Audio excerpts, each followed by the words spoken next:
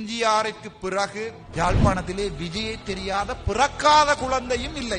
அதிகப்படியான மக்களால் நேசிக்கப்பட்ட ஒரு தலைவனை தேர்ந்தெடுப்பதன் மூலம் அரசியல் என்பது சாக்கடை அல்ல, அங்கே கடவுளும் இருக்கலாம் என்கின்ற ஒரு விடயத்தை இன்றைய தினம் இந்த தமிழக மக்கள் மறுபடியும் நிரூபித்திருக்கிறார்கள்.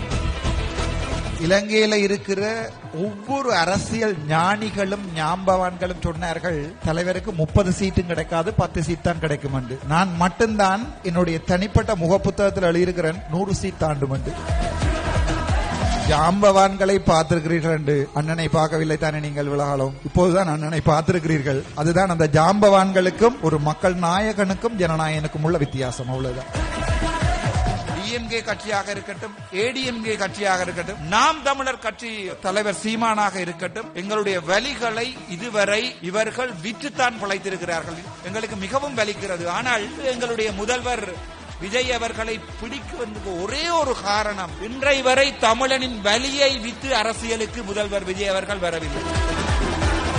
இந்த நாம் தமிழர் கட்சி எவ்வாறு எல்லாம் ஒரு அரசியல் தலைவனை விமர்சிக்க முடியுமோ அவ்வாறு கேவலமாக விமர்சித்தும் வென்ற போது என் தலைவன் போன இடம் அந்த நாம் தமிழர் கட்சியினுடைய கட்சி காரியாலயம்.